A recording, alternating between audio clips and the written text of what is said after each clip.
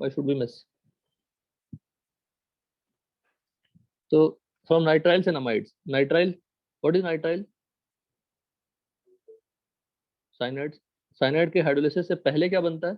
Amide. फिर amide के hydrolysis से क्या बनता है? एसिड। तो अगर फाइनली क्या बनता है ये, ठीक है ना? अगर मैं RCN ले लूं, पढ़ा चुका हूँ श्रेयस और राजेश, कई बार पढ़ा चुका हूँ। साइनाइड के हाइड्रोलिसिस से क्या बनता है? एसिड। पढ़ा चुका है कि नहीं बताइए? ग्रिग्नार्ड रिएजेंट, CO2 पे RMGS का अटैक पढ़ा चुका हूँ। Yes sir. R minus will attack on this, ये निकल जाए, ऐसा चल जाएगा, क्या बन जाएगा? RCO माइनस, फिर हाइड्रोलिसिस कर दीजिए तो क्या बन जाएगा? एसिड। पढ़ चुके हैं अभी। फ्रॉम असाइल हैलाइड, तो इसका फायदा क्या है?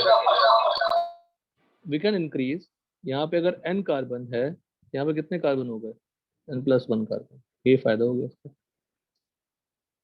फ्रॉम असाइल हैलाइड, कोई भी acid derivative, any acid derivative on hydrolysis will give you what? Acid. और बेसिक मीडियम में हाइड्रोलिसिस किया तो सॉल्ट, उसको फिर एसिडिफाई कर दीजिए। एनहाइड्राइड, ये क्या है? एनहाइड्राइड है। अगर एनहाइड्राइड भी लिया तो भी क्या मिलेगा? एसिड। दोनों ही मॉलिक्यूल इसके होंगे, एसिड के ही होंगे। एस्टर्स, अब ये पता नहीं लोगों, इनको NCERT के इस चैप्टर में पता नहीं इनको इतना एलाबोरेट करने का मतलब था। देखा जाए तो 5th 6th और 3rd सेम ही है ना, all are hydrolysis reactions. Yes sir. है कि? तो कहने के लिए कुछ है ही नहीं इसमें। एस्टर के हाइड्रोलिसिस से क्या मिलता है? एसिड।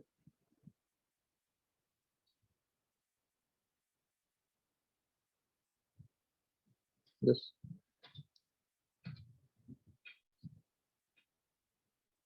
फिजिकल प्रॉपर्टीज वही हाइड्रोजन बॉन्डिंग से होती है ना। RCOH में क्या एसिडिक हाइड्रोजन है, तो सोडियम हाइड्रोजन टेस्ट होगा ना। हाँ सर। कुछ नया पढ़ा क्या? नहीं। तो NCERT का चैप्टर 5 मिनट में निपट जाएगा चाहे तो। RCOH एसिड है, NOH में डिसॉल्व होगा। RCOH एसिड है, सोडियम बाइकार्बोनेट के साथ रिमूव करेंगे और CO2 में कन्वर्ट हो जाएंगे। Carboxylic acid dissociate in water to give resonance stabilize carboxylate ions and hydronium ion.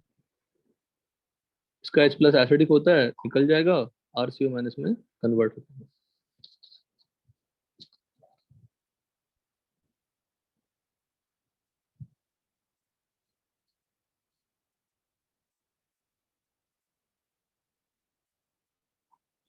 ये ऑर्डर याद रखिएगा।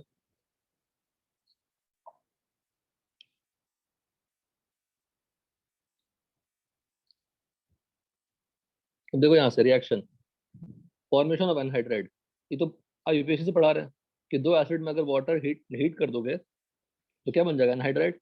और P2O5 यूज करोगे तो क्या होगा? व्हाट इज P2O5 और P4O10? Dehydrating agent. तो क्या निकल जाएगा? H2O, बन गया एनहाइड्राइड। एस्टरिफिकेशन, ये मैं सबसे लास्ट में कराऊंगा, ये अल्कोहल के नोट्स में था, भरा हुआ था। यहाँ देखिए 3rd,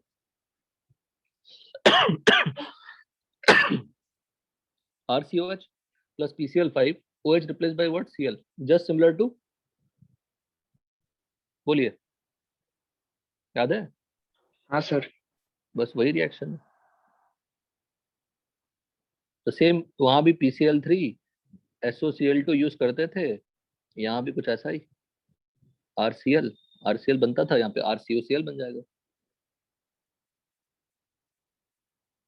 this is more preferred because both are what? Gases.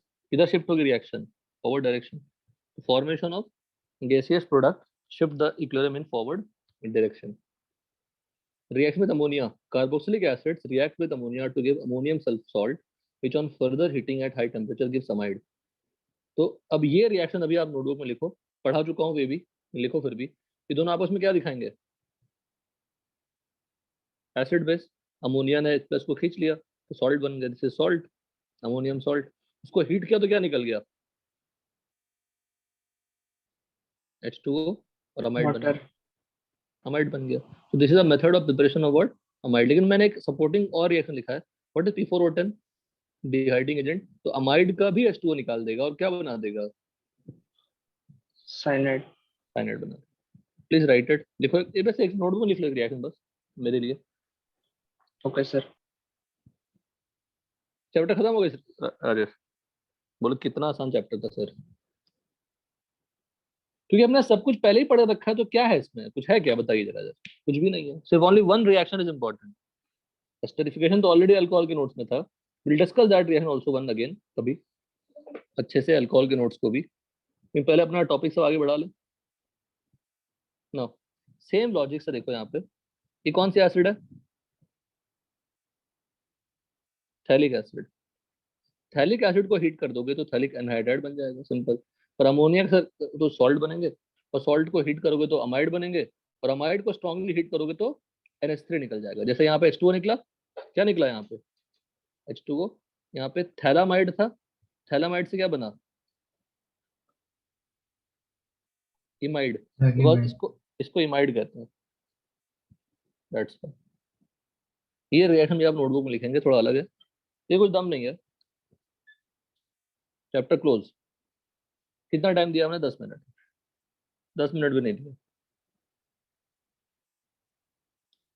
NCERT के हर एक चैप्टर राजेश ऐसे ही है, आप एक दिन में पूरी ऑर्गेनिक रिवाइज कर सकते हैं एनसीईआरटी के, और अच्छे से कर सकते हैं, एक दिन, one day enough. Biomolecules polymers नहीं कर रहा हूँ क्योंकि वो याद करना पड़ेगा टिल अमाइंस तक। अच्छा बायोमोलिक्यूल स्टार्ट हुआ क्या आप लोग का? यस सर, 2 लेक्चर हो गए। Okay okay.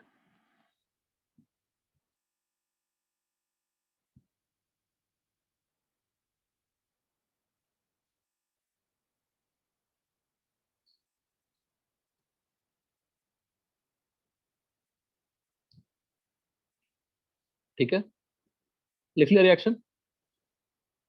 नहीं सर। थैलिक एसिड से हमने क्या बनाया, अमोनियम थैलेट, सबका नाम याद रखिए, मेडिकल लेवल पे जरूरी है, अमोनियम थैलेट। थैलिक से थैलेट है ना, एसिटिक एसिड से एसीटेट, वैसा। फिर अमाइड बन गया, तो थैलिक एसिड से बनने वाला अमाइड थैलामाइड, और थैलामाइड में हीट किया तो क्या बन गया, थैलिमाइड। नाउ देखो, अब मैं आपको यहीं पे हिंट देता हूँ, this H will be what, acidic. क्यों, इसका जो कॉन्जुगेट बेस होगा तो कितनी बार डिलोकलाइज है,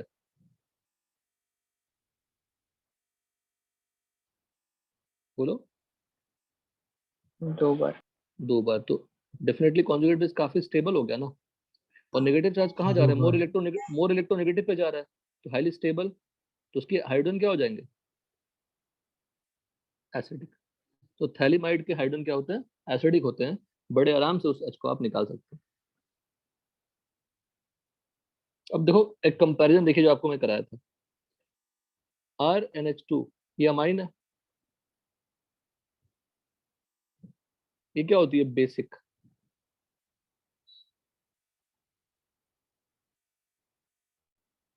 RNH2 का लोन पर डिलोक्लाइज है क्या, बताइए। RNH2 का लोन पर डिलोक्लाइज तो नहीं है, तो बेसिक हो गया, पर ये अमाइड है, अमाइड के लोन पर क्या है, डिलोकलाइज है, तो बेसिक से टेंडेंसी किसकी हो गई, इसकी न्यूट्रल बनने की। अगर मैं दो दो बार डिलोकलाइज करा दूं, तो कितना प्यारा कंपैरिजन है, दो दो बार डिलोकलाइज करा दूं, तो वो क्या बन जाएगा, acidic. Understood, amine basic, amide neutral, imide acidic. Is clear, yes sir. लिखिए फटाक से।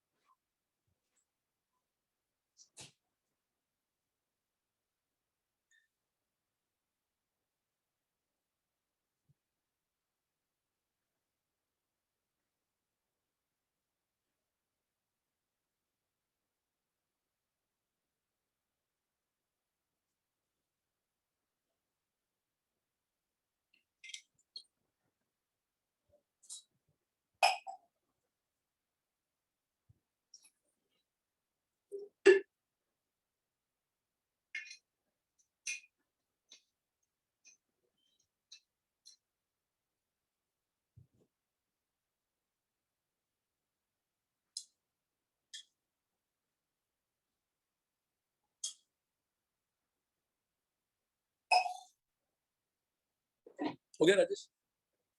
Yes sir.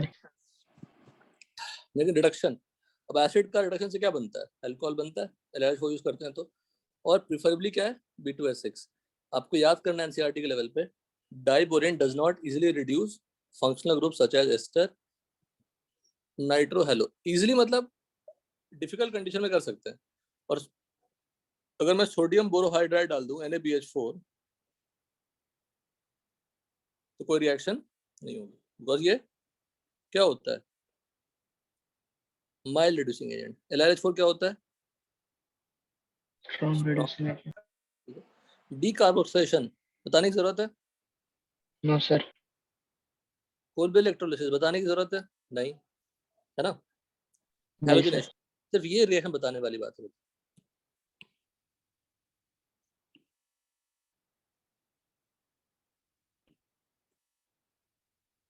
सिर्फ और सिर्फ यही रिएक्शन था जो थोड़ा नया है। देखो, कार्बोक्सिलिक एसिड्स, पहले रिएक्शन देख लो तो कोई दम ही नहीं है। नाम क्या है? Hell Volhard Zelinsky reaction, HBZ reaction. ठीक है, HBZ।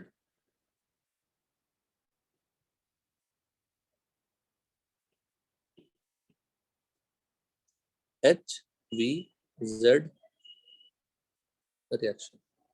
अब रिएक्शन देख लो पहले, फिर हम समझने की कोशिश करेंगे। COH एसिड है, उसके रेस्पेक्ट में कौन सी पोजीशन है? अल्फा।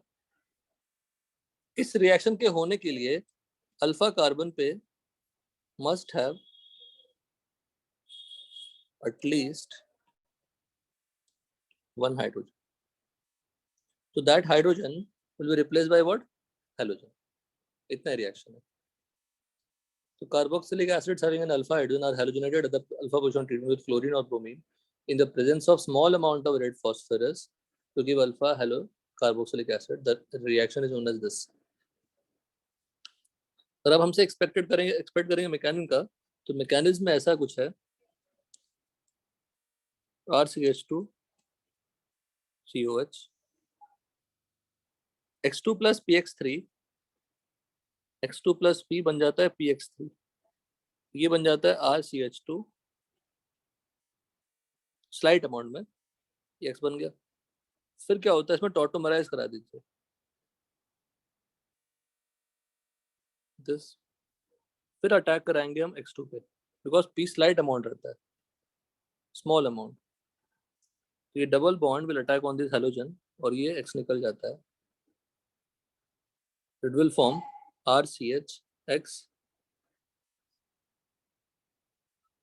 दिस।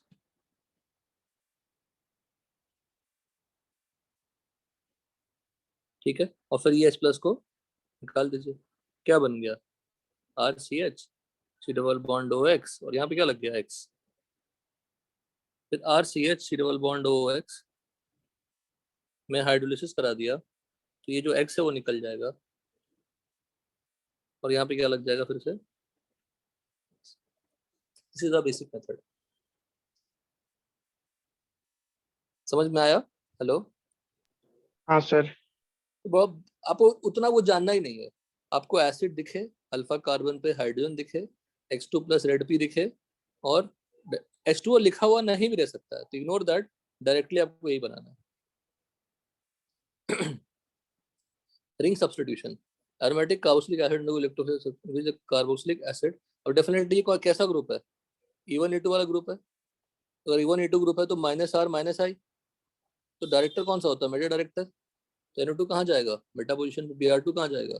Br कहाँ जाएगा? सारे इलेक्ट्रोफिलिक सब्स्टिट्यूशन रिएक्शन है। बेंजोइक एसिड में फिडलक्राफ्ट रिएक्शन नहीं होते। क्लियर? बेंजोइक एसिड में फिडलक्राफ्ट रिएक्शन नहीं होता, क्योंकि बेंजीन डीएक्टिवेटेड हो गया। इन जनरल बेंजीन पे अगर कोई भी E1 E2 वाले ग्रुप हैं, जैसे CHO, NO2, इन सभी पे फिडलक्राफ्ट रिएक्शन नहीं होता। डन बेटा? क्लियर है? Yes sir. अब ये यूजेस है, एक बार पढ़ लेना, पढ़ ही लो मेरे सामने, पढ़ ही लो, पढ़े खत्म करो। Methanoic acid is used in rubber, textile, dyeing, leather, ये सब तो मुझे क्या ही पता होगा, सब यूजेस है। Ethanoic acid use as solvent as a vinegar, पता है आपको। Hexanedioic acid is used in the manufacture of nylon 66। सब पॉलीमर में बताएंगे। Esters of benzoic acid are used in perfumery. Sodium benzoate सब जानते हैं, food preservative. Higher fatty acid are used for the manufacture of soaps and detergent.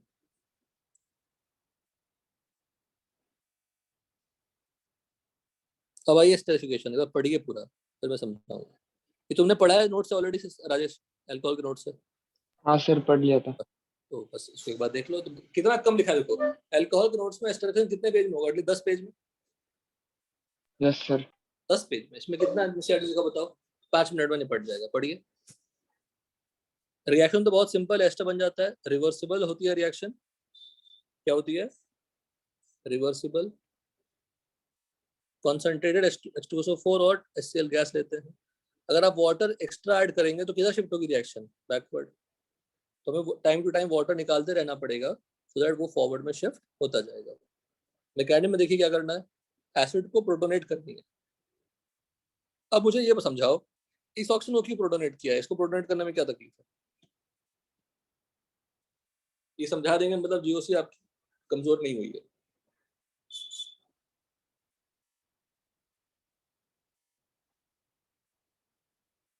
Sir good leaving group. नहीं, तो good living तो OH पे attack होना चाहिए था ना। कोई भी बता सकते हैं। उसी ऑक्सीजन पे H+ क्यों गया? बेटा उसी ऑक्सीजन पे H+ जाना चाहेगा ना, जो ज्यादा बेसिक होगा। हाँ सर। तो ज्यादा बेसिक कौन है, ये प्रूफ करनी है आपको, करिए प्रूफ।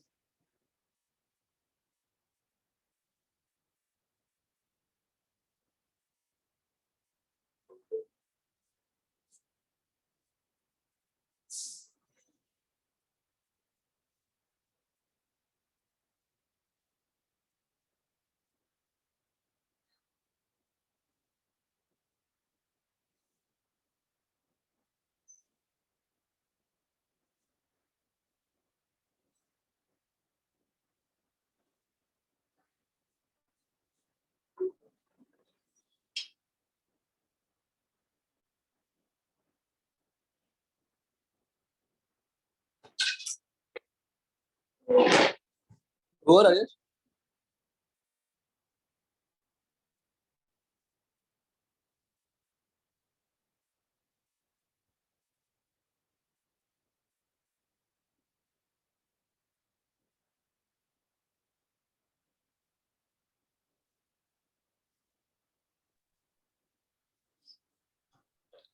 सर उसमें इलेक्ट्रॉन डेंसिटी ज्यादा है।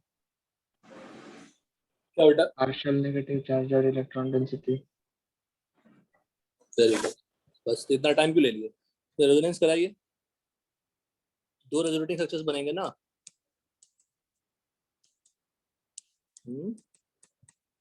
Yes sir. हाइब्रिड बनाएंगे इसका बेटा। इसका हाइब्रिड कैसा होगा?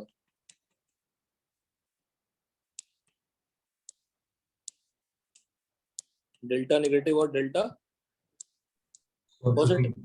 किसके पास नेगेटिव है वो अटैक करेगा। अच्छा बताइए, इस दोनों ऑप्शन में ज्यादा sp2 कौन है, sp3 कौन है?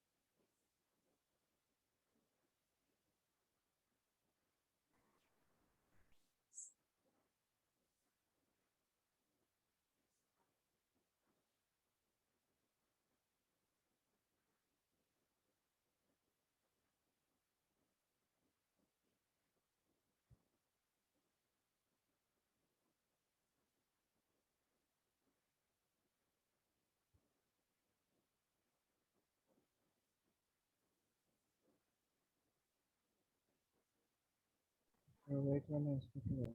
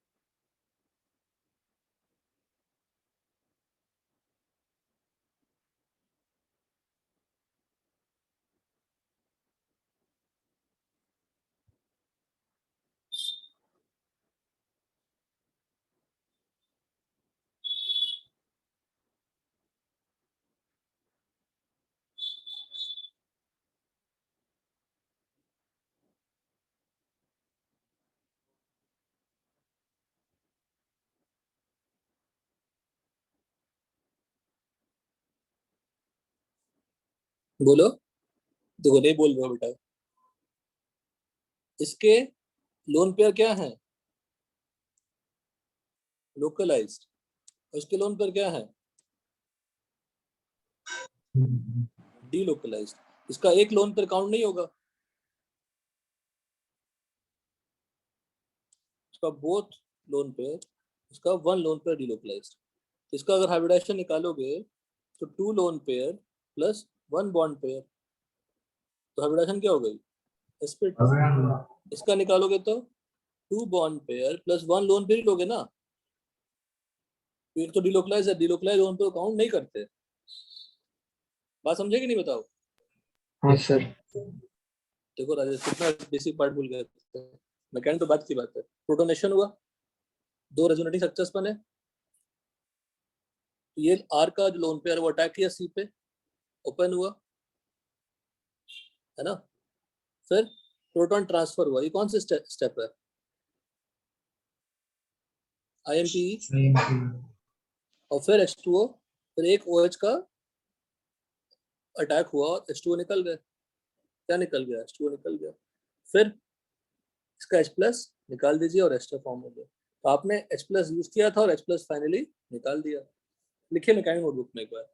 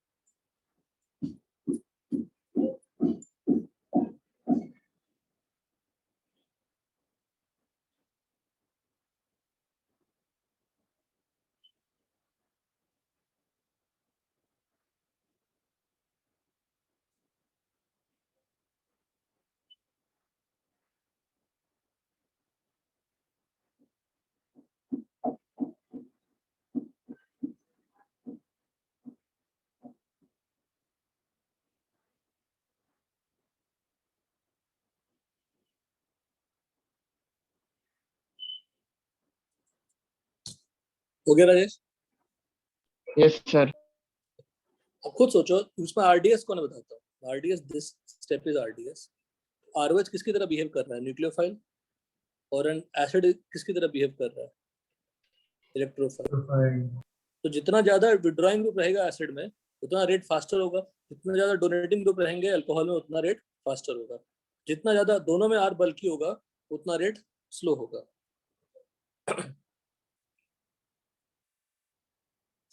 तो strong electron donating group in alcohol, electron withdrawing group in acid increases the rate of reaction.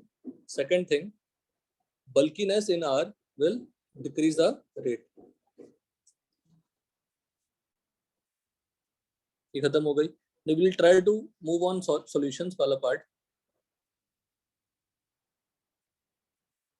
Solution is a homogeneous mixture of two or more components. Basically, when I talk about homogeneous mixture, we talk about true solution. Now, classification of solution, सारे simple points हैं. ये सब मैं molarity सारे concentration dimension है. Solubility. Solubility क्या होती है? It is the maximum amount of solute that can be dissolved in a given amount of solvent at a given temperature. तो generally अगर standard form देखोगे नेट पे, देखोगे अगर आप चेक करोगे तो आपको क्या मिलेगा? Amount of solute in gram present per 100 gram of solvent in a saturated solution. That is solubility. आपको इसी यूनिट के टर्म में मिलेंगे in a saturated solution. Solubility of solid and liquid, इसको आप रीड करना. Solubility of gas in liquid, यहाँ से पढ़ते हैं. Solubility of gas in liquid में A से A में हमने वाटर डाल दिया तो एक्वस फॉर्म हो गया. डेल्टा सोल्यूशन क्या होती है गैस की? Less than 0. मतलब अगर आप हीट करोगे तो गैस लिक्विड से बाहर आ जाएगी, अगर डिक्रीज करोगे टेम्परेचर तो गैस लिक्विड के अंदर आ जाएगी. तो factors affecting solubility, nature of gas and liquid. Polar gases are more soluble in polar solvent, मतलब जिसमें डायपोल मोमेंट ज्यादा होगी वो वाटर भी क्या होता है? पोलर होता है, डिसॉल्व करना इजी होगा. Solubility of gas decreases with increase in temperature as the dissolution process is exothermic. Pressure, solubility of gas increases with increase in pressure. तो हमारा जो सॉल्विंग स्टार्ट होता है वो यहाँ से स्टार्ट होता है, इससे थर्ड वाले से. गैस की प्रेशर बढ़ाएंगे तो सॉल्युबिलिटी ऑफ गैस क्या होगी? बढ़ेगी. हेनरीज लॉ, पढ़िए स्टेटमेंट और ये नोटबुक में डालिए पहले. हेनरीज लॉ इतना लिखिए पहले. Henry's law explains solubility of gas in liquid. Solubility of gas is directly proportional to the pressure of gas at a given temperature. सिर्फ इतना लिखिएगा, रिमेनिंग पार्ट में समझाता हूँ अच्छे से. लिख के समझाऊंगा इसको अच्छे से. मैथमेटिकली क्या यूज करना होगा वो समझाऊंगा आपको.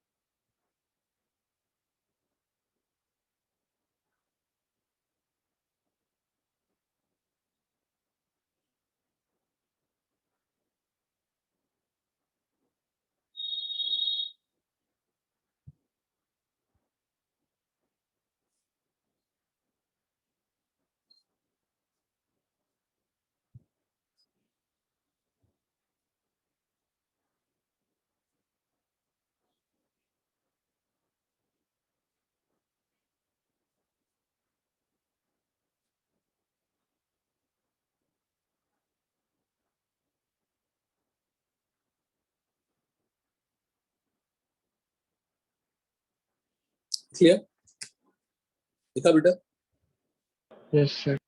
ये लिखता है कि प्रेशर बढ़ेगा, प्रेशर अब बढ़ेगा तो सॉल्युबिलिटी क्या होगी? बढ़ेगी. मैं उसको थोड़ा मैथमेटिकली समझाते हैं आपको, साथ में लिखिएगा. हेनरीज लॉ बड़ा सिंपल सा लॉ है, एक सिंपल सा न्यूमेरिकल आता है, पर इसमें इंपॉर्टेंट ये है CBSE 12th, जेई और नीट में मैथमेटिकल फॉर्म डिफरेंट होती है। HSC 12th और CET एग्जाम में डिफरेंट होती है।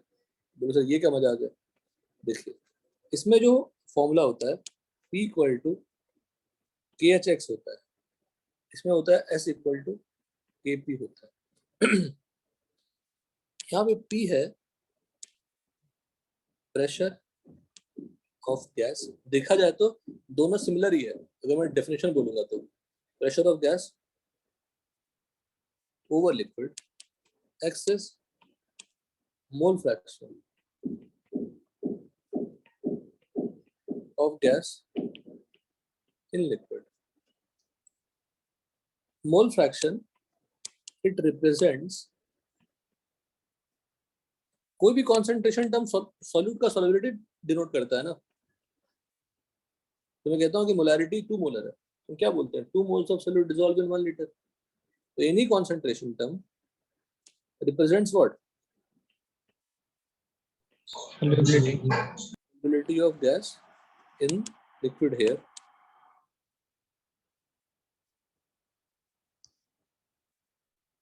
मतलब हेनरिच लॉ अलग अलग बोर्ड ने अलग अलग यूज किया, तो कमाल की बात हो गई। यहाँ पे S क्या है? सॉल्युबिलिटी, और S है क्या? मोलैरिटी। अच्छा मोल फ्रैक्शन जैसे ही बोल दिया मैंने राजेश कि what is the unit of mole fraction?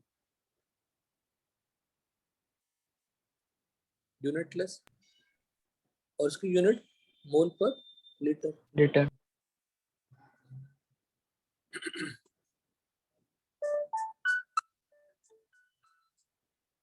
एक मिनट राजेश।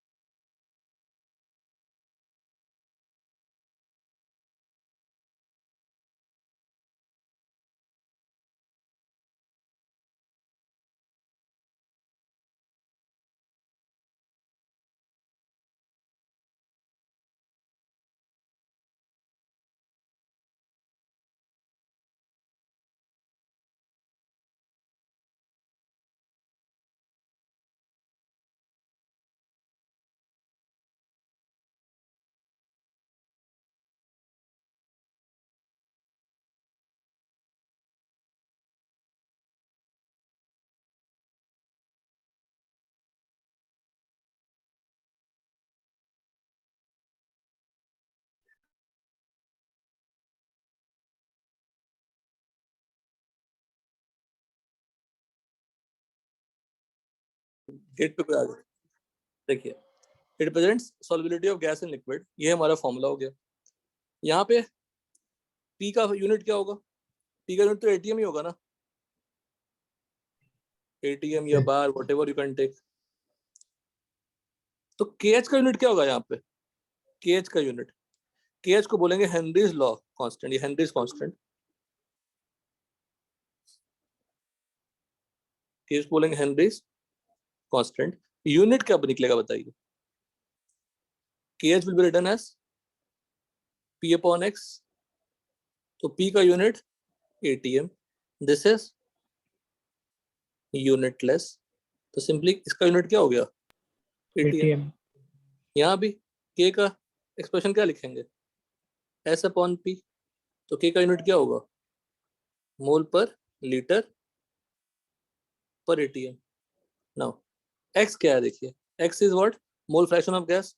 तो number of moles of gas upon number of moles of gas upon number of moles of sorry plus number of moles of liquid. Ng number of moles of gas in liquid, NL number of moles of liquid if it is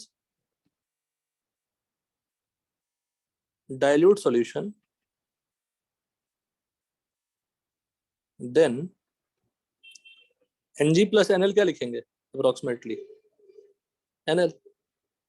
if it is dilute solution of gas, तो gas की quantity बहुत कम होगी ना. Yes, sir. तो Ng plus NL क्या हो जाएगा? NL. तो X की वैल्यू क्या हो जाएगी? Ng upon NL. तो सिंपली P इक्वल टू क्या हो जाएगा? KH into Ng upon NL. तो आप बोलो उसे पता कैसे लगा डाइल्यूट है? तो आप करोगे क्या? आप निकाल लोगे X इक्वल टू क्या होता है? P अपॉन क्या हो जाएगा? X equal to KH,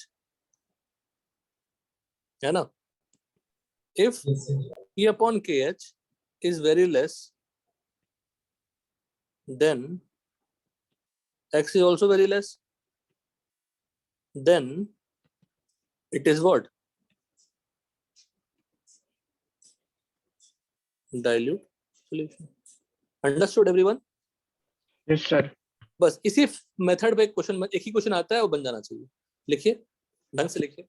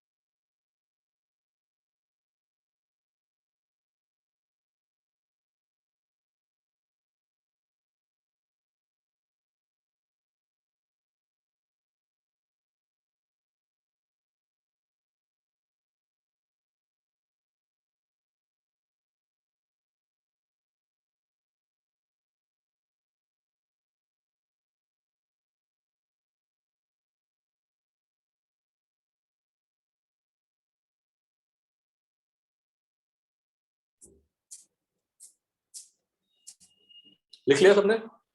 Yes, sir. चलिए फटाक से न्यूमेरिकल करते हैं।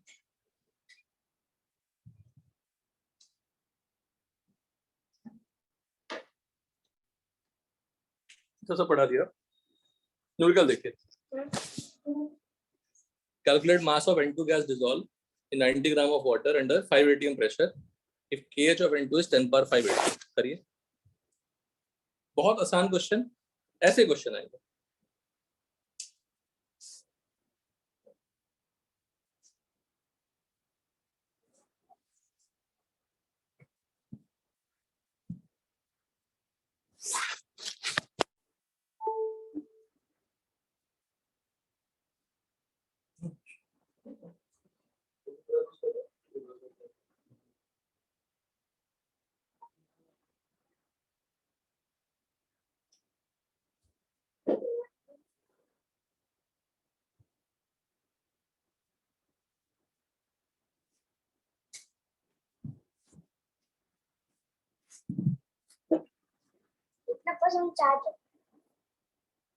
स्विच ऑन करो।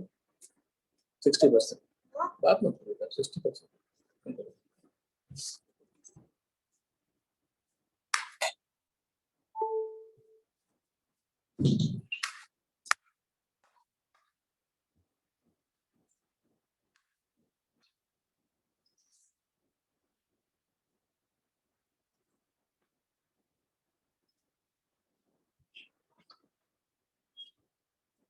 हो गया, बहुत ही आसान क्वेश्चन। आपको मास ऑफ N2 निकालना है, मतलब मोल्स ऑफ N2 निकालना है। मास ऑफ वाटर दिया हुआ तो मोल्स ऑफ वाटर दिया, वाटर यहाँ पे क्या बेटा, लिक्विड। गैस दे दिया, इसका पहले आप क्या निकालोगे, यहाँ पे क्या पूछा, मोल्स निकाल लोगे। इसका मोल्स क्या होगा,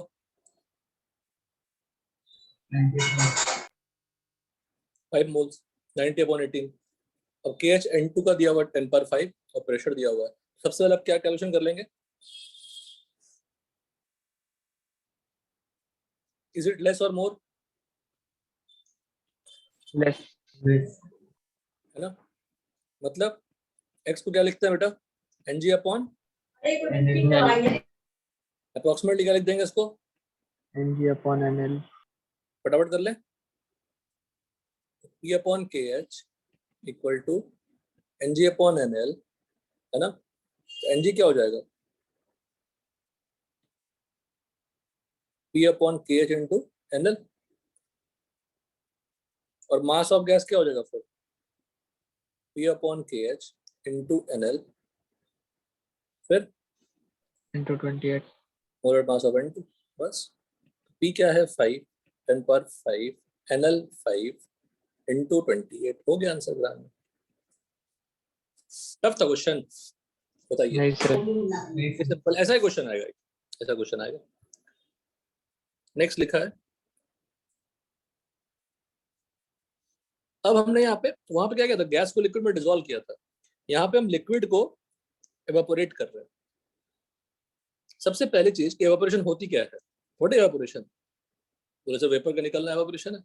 ऐसा कॉन्सेप्चुअली क्या है, तो लिक्विड के जो पार्टिकल्स होते हैं वो आपस में रैंडम कोलिजन करते रहते हैं। कोलिजन करने से क्या होगा, ये सरफेस के लिक्विड है, सरफेस के लिक्विड वो आपस में कोलाइड करेंगे। अच्छा, जब इनसाइड वाला लिक्विड बोलोगे तो सब जगह अट्रैक्टिव फोर्स इक्वल लग रहा है, बट सरफेस के जो लिक्विड्स है उस पर इक्वल फोर्स नहीं लग रहा है, नेट फोर्स 0 नहीं है, वो आपस में कोलाइड करते रहते हैं। वो कोलाइड करने से उसकी एनर्जी बढ़ जाती है। बढ़ने से एनर्जी क्या होगी, it will overcome the attractive forces. When the kinetic energy overcomes what, बोलो, इंटरमोलिकुलर फोर्स at surface, तो liquid particles escape into what,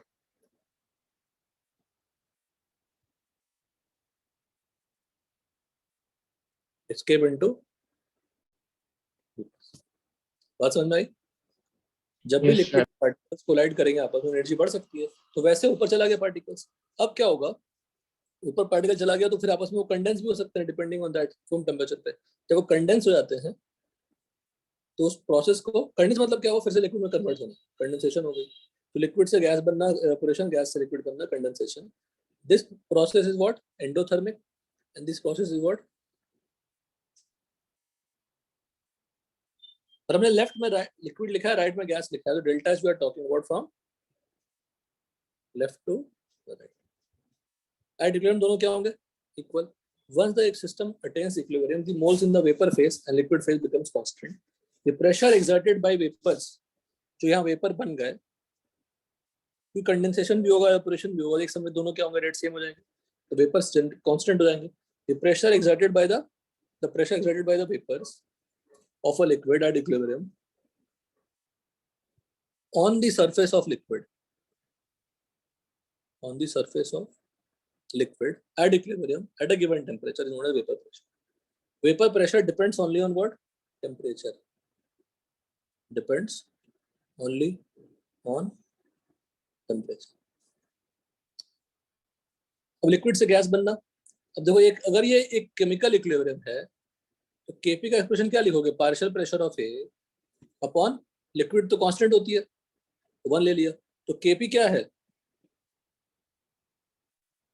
equilibrium constant, और पी क्या है, वेपर प्रेशर, तो पी भी इक्विलिब्रियम कांस्टेंट ही हुआ ना,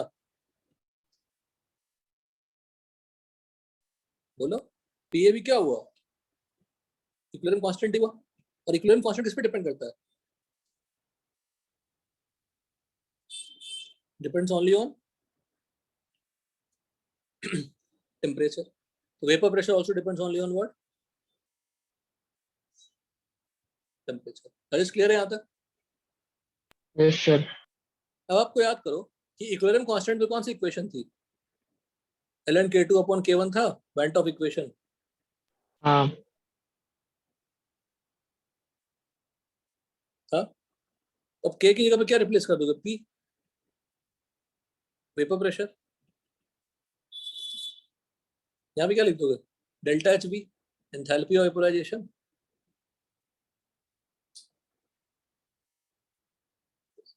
तो factors affecting vapour pressure, nature of liquid, liquid जितना, लिक्विड में जितना अट्रैक्टिव फोर्सेस कम होगा उतना वेपर बनना इजी होगा। अगर हाईली स्ट्रॉन्ग अट्रैक्टिव फोर्सेस है, जैसे वाटर का बॉइलिंग पॉइंट क्या होता है, ज्यादा, क्यों ज्यादा होता है, क्योंकि उसमें अट्रैक्टिव फोर्स स्ट्रॉन्गर होती है due to high intermolecular H bonding. तो higher attractive forces lesser vapour pressure, less volatile, weaker attractive forces more volatile. Temperature जो ऊपर मैंने समझाया वो यहाँ लिखा हुआ है, इस इक्वेशन को कहते हैं क्लेपेरॉन क्लॉसियस इक्वेशन, क्लेपेरॉन क्लॉसियस इक्वेशन, इसको बोलते हैं went of equation. Went of equation is general, but उसी का एक सिंप्लीफाइड फॉर्म क्या है, अगर के को मैं वेपर प्रेशर से रिप्लेस कर दूं this, we can not apply Charles law या Gay Lussac law on vapour pressure, never, because vapour pressure is not gas का प्रेशर, गैस का प्रेशर है बट इक्विलिब्रियम प्रेशर है, तो वेपर प्रेशर पे हम लोग गैस लॉ नहीं लगा सकते। हम लोग कौन सा इक्वेशन लगा सकते हैं, to relate the P1 P2 Clapeyron Clausius equation. Vapour pressure of liquid at T1, vapour pressure of liquid at T2, तो अलग अलग रिलेट कर दिया। Vapour pressure of a given liquid depends only on temperature, मैं बताया था आपको। On changing the volume vapour pressure of liquid does not change due to shift in equilibrium, change नहीं होता, अगर T कांस्टेंट है तो वेपर प्रेशर भी क्या रहेगा, कांस्टेंट रहेगा।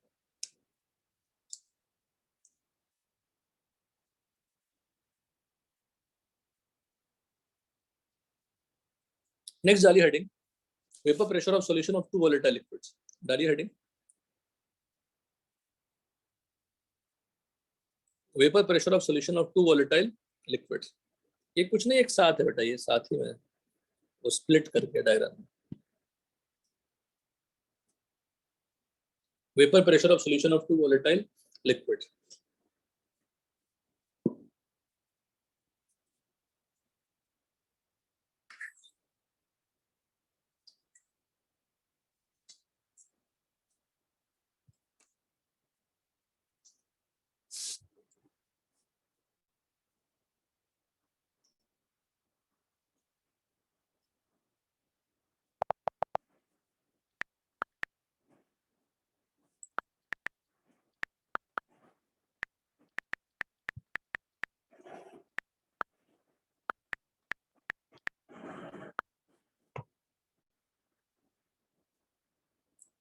देखिए समझिए, अच्छे से प्यार से समझिए, यही आज का सबसे इंपॉर्टेंट पार्ट है। हैंडलिस्ट तो हो गया, एक नया लॉ पढ़ रहे हैं, राउल्फ लॉ। उसको समझने के पहले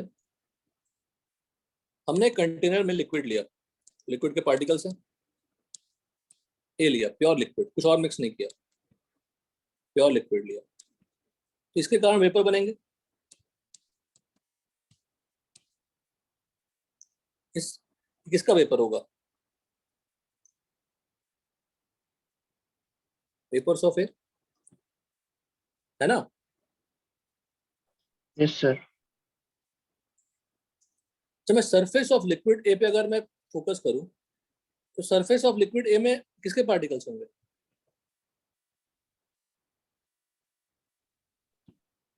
बोलिए। बोलेंगे सर आप कितना आसान क्वेश्चन पूछते हैं और हम लोग को एक्सपेक्ट करते हैं, हम तो नहीं बोलेंगे। आंसर बोल, ठीक है। एक ही होगा ना, है कि नहीं? बताओ। हाँ सर। तो लिक्विड ए के ही पार्टिकल्स होंगे। सेकंड में अगर मैं बी ले लिया तो लिक्विड बी के पार्टिकल्स होंगे। इसमें कोई डाउट है क्या? No sir. तो सरफेस पर किसका प्रेशर लगेगा? वेपर्स ऑफ ए लगेगा, वेपर्स ऑफ बी लगेगा। अगर मैं आपसे पूछूं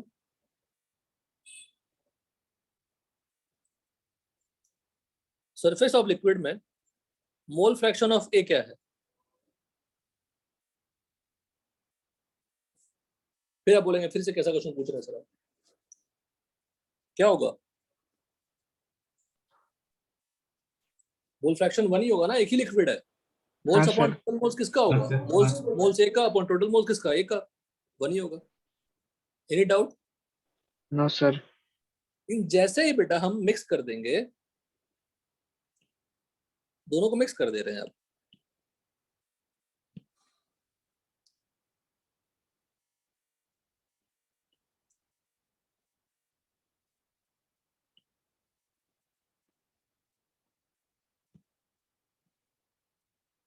यहाँ पे ए प्लस बी, ए लिक्विड और बी लिक्विड मिक्स कर दिया, है ना? यहाँ जो वेपर्स बनेंगे किसके वेपर्स बनेंगे? A plus B. Mixtures of vapours of A and B. Any doubt? No sir. अब बताइए मुझे सोच के, यहाँ पे mole fraction of A X होगा क्या? क्योंकि सरफेस ऑफ लिक्विड में क्या होंगे? ए और बी दोनों होंगे ना। हाँ sir. N a upon n a plus n b. तो ये होगा क्या बताइए? नहीं होगा। ये भी नहीं होगा। क्या होगा लेकिन? X a will be less than 1, x b will be less than 1, पर summation of x x b क्या होगा? 1। Yes sir. सेम यहाँ बेटा, मोल फ्रैक्शन ऑफ ए, इसको वाई ए बोलते हैं बेटा, वाई ए सिंबल याद कर लेते हैं। वाई ए क्या होगा? 1। वाई बी क्या होगा? 1। यहाँ पे y a less than 1, y b less than 1, और y a plus y B क्या होगा? 1। What is x A?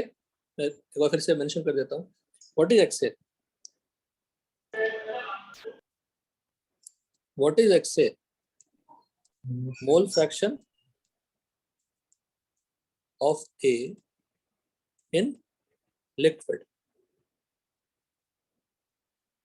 Clear? What is XB? Mole fraction of B in liquid. What is YA? Mole fraction of A in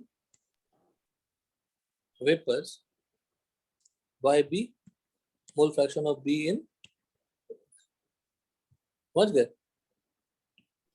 yes sir. ये पूरा discussion समझ में आया? बोलो। Yes sir. अब हम क्या कर रहे हैं, जो वेपर्स ऑफ ए को प्रेशर कौन सा लगाएगा? अपना प्रेशर लगाएगा एक सरफेस के ऊपर, उसको पी नॉट ए के नाम दे दिया हमने, यहाँ प्रेशर का नाम दे दिया पी नॉट बी, और यहाँ दोनों प्रेशर लगाएंगे, हाँ। पी ए और ये पीबी। अब मुझे बताओ पीए ज्यादा होगा या पी नॉट ए ज्यादा होगा, सोच के बताइए।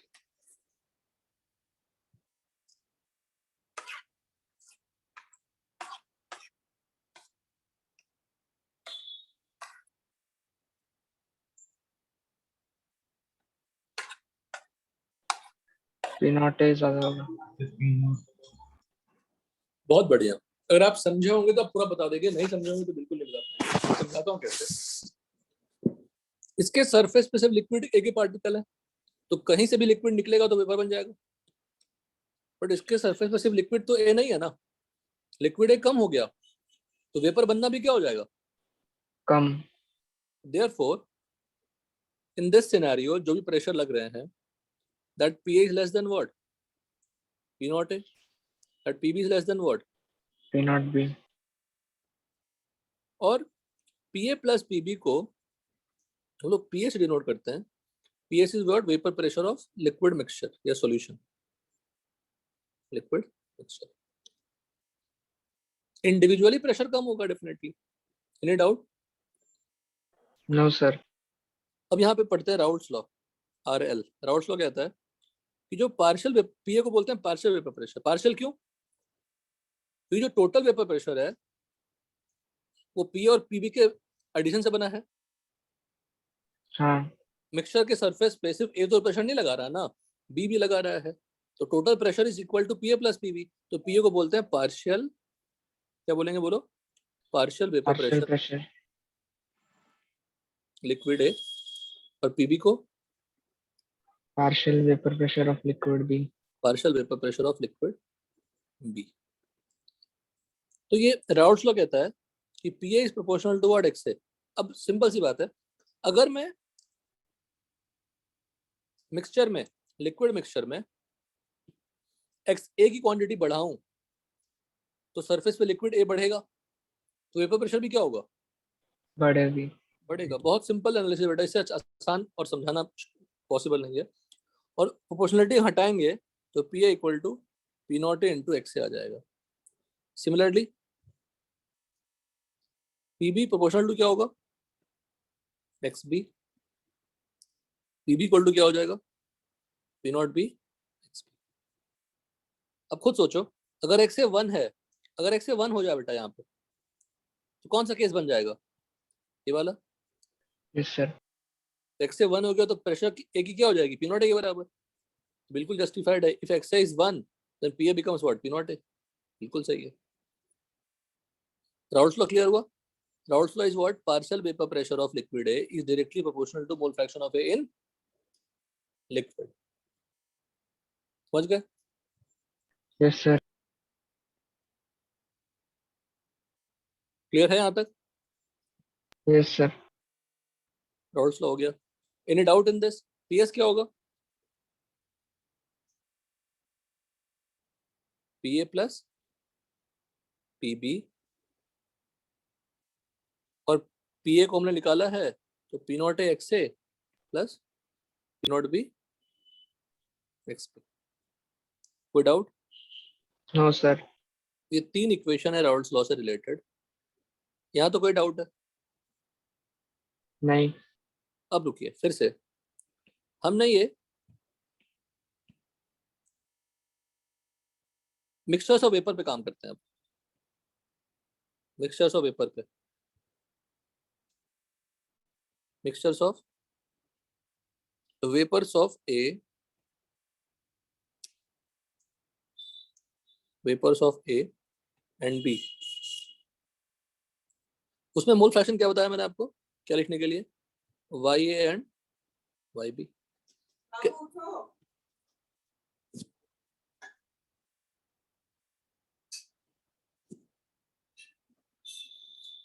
Mixtures of vapours of A and B को can we consider it's a gaseous mixture of A and B. Yes sir. अगर ये gaseous mixture of A and B है, can we apply Dalton's law of partial pressure? हाँ। Dalton's law of partial pressure याद है?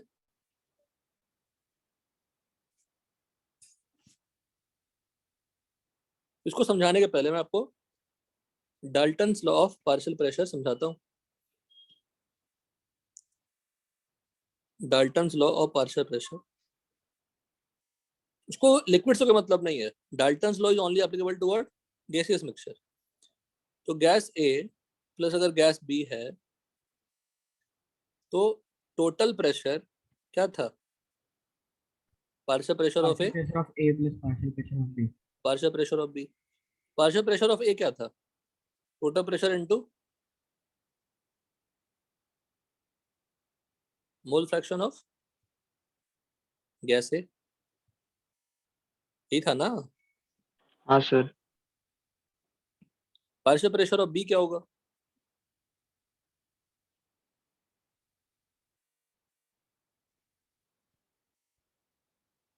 Total pressure into mole fraction of gas b. अब वही हम यहाँ भी लगा सकते हैं। टोटल प्रेशर क्या है बताओ, पीएस इनटू क्या लिखेंगे, वाई ए इक्वल टू क्या लिखेंगे, P A. P B equal to क्या लिखेंगे, P S PS into, into YB. From this Y A क्या लिखेंगे,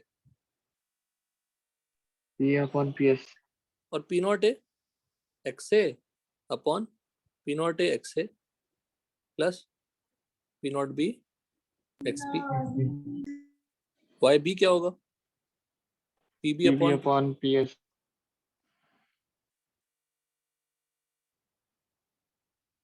एनी डाउट, इससे ज्यादा न्यूमेरिकल पूछेंगे नहीं आपको। तो वाई ए निकालना, वाई बी निकालना सब सिखा दिया, एक्स ए निकालना, एक्स पी बी सब निकालना सिखा दिया। Yes sir. आपका होमवर्क रहेगा, जैसे पी एस का फॉर्मूला क्या है, p not x A plus P not B x b. आपको प्रूफ करना है होमवर्क में,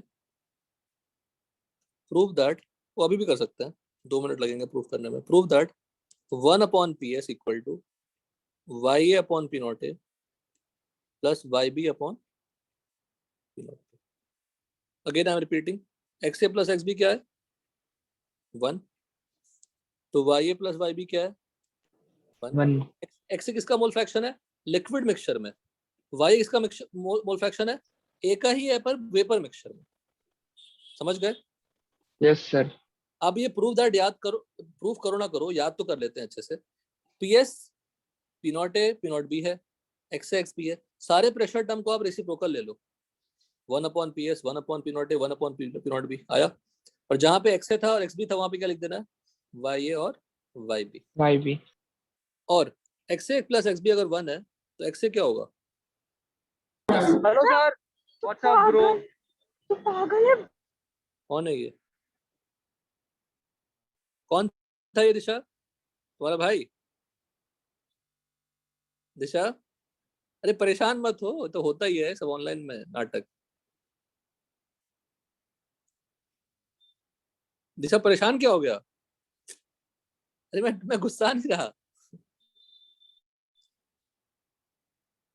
ठीक है। वाई ए क्या होगा 1 माइनस वाई बी, डन यहां तक।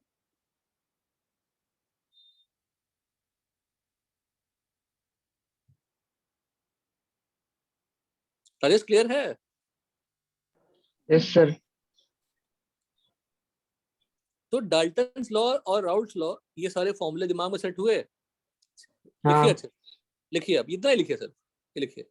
राउल्ट्स लॉ कहता है कि partial vapour pressure is proportional to mole fraction in liquid, पर डाल्टन्स लॉ क्या कहता है, partial pressure of a is proportional to what, mole fraction in vapour. देखो मैच कराओ इक्वेशन, Yes sir. लिखिए।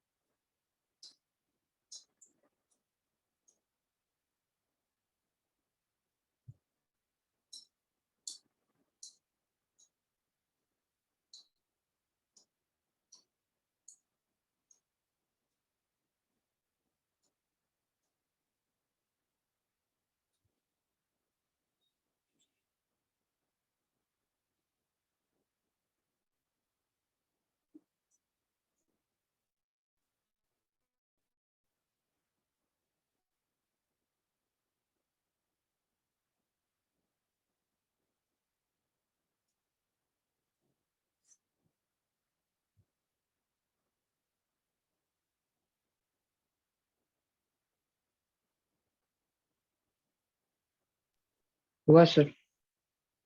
डन। Yes sir. तो Dalton's law भी समझा दिया, डाल्टन्स लॉ को राउल्ट्स लॉ से रिलेट करना सिखा दिया, y a y b x a x b निकालना सिखा दिया, p A P b p s निकालना सिखा दिया। Any doubt in this? No sir. चलिए, ये सब पहले स्टेटमेंट सेंटेंस याद कर लीजिए, इतना समझाया मैंने, याद कर लीजिए। नेक्स्ट क्लास में आप नेक्स्ट क्लास में हम अमाइंस कर लेंगे। Okay sir.